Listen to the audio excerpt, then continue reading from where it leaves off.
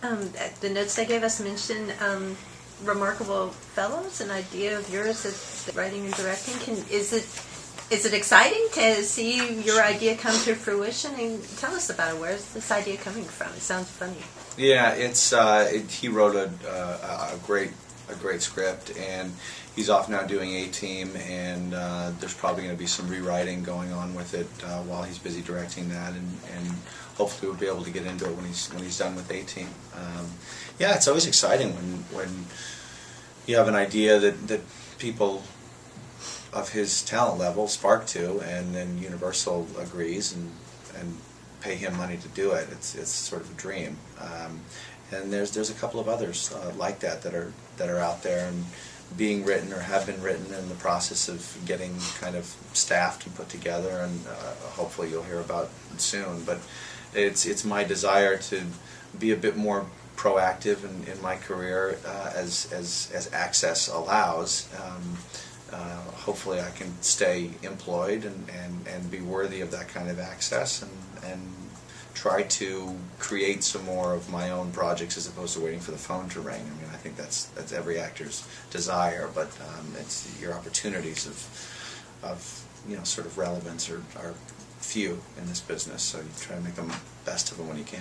Have you given any thought to, or can you kind of do a little post-mortem on sit down and shut up? I mean, or is that just the nature of television? Yeah, I don't know. That was really sort of a fun thing to do for Mitch, and I don't know what the hell I'm doing with voiceovers. I kept expecting to get fired after every episode, but I kept getting the call to go in there and do it, and the shows were hilarious. Trying to figure out what works on television and what doesn't is a difficult thing, obviously. And that show was no exception. All I know is that it was a blast to perform Mitch's writing again, and I'd do it in any form. Do you ever you've directed of TV, but are you thinking about ever getting behind the cameras for theatrical? Yeah, there's another few things that are moving forward there as well, and hopefully those will pan out. You never know what's going to take off. Acting, producing, directing, and ideally, in a perfect world, I'd do with my career what somebody like Ben Stiller or George Clooney or Ron Howard has done, and create these companies and direct and also act, and just do more than just the acting. I enjoy it, but it doesn't take full advantage of the things that I've learned, and it's not as challenging as perhaps taking on more would be.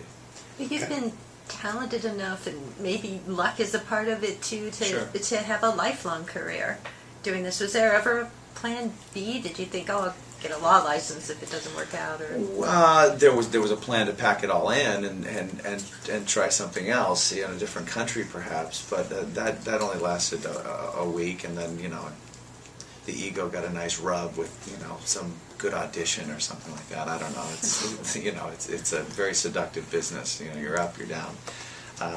But that sort of fuels the idea behind diversification, is trying to keep as many opportunities for employment open as possible. Especially as our business changes.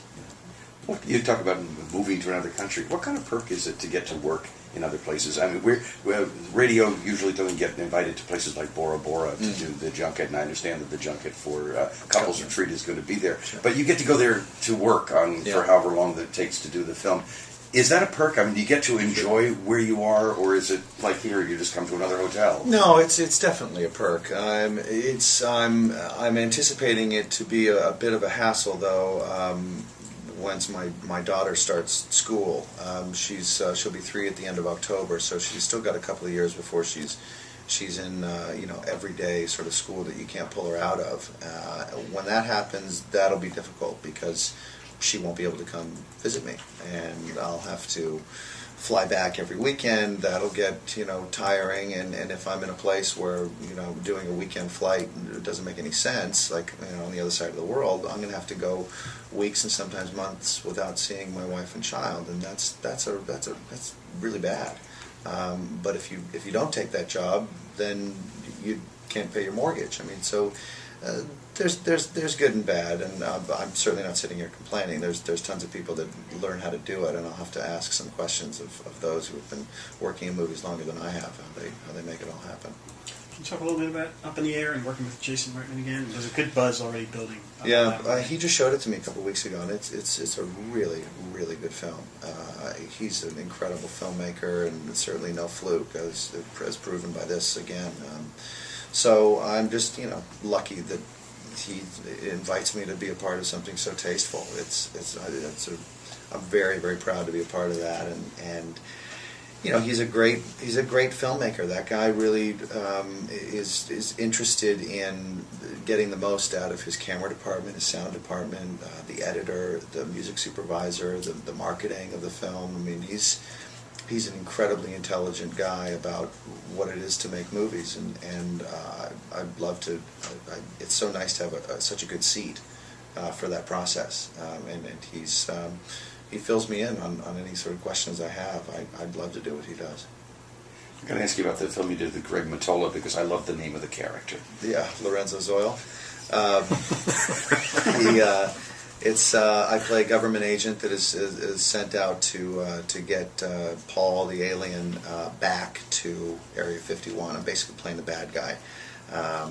He's picked up hitchhiking by Simon Pegg and Nick Frost, who are a couple of sci-fi geeks that leave Comic-Con in a motorhome to go sort of find Area 51, and they can't believe their luck that they find an alien hitchhiking on the side of the road. So they want to take him wherever he wants to go, and I'm in hot pursuit. So I'm basically the Yaphet Kotto in Midnight Run. Are they going to love it at Comic-Con, or is that kind of a tightrope to walk? Oh no! This will be this will be crack for those at Comic-Con. Comic-Con is treated as Oz in this film. Yeah, it was fun to be part of. And just mentioning Bora Bora Couples Retreat, who are you in that? I play a guy who's married to Kristen Bell, and our marriage is not going well, so we go to a tropical island that specializes in rehabilitating couples that are having problems. It's expensive though, so I find a group rate there and ask my 3 buddies to join me with their wives, so we can qualify for the 8 top. And so we go, and of course they find that their relationships are not as great as they think they are, and it's got a bit of a Neil Simon type of comedy / drama / hijinks kind of. It's I think America's going to really dig it.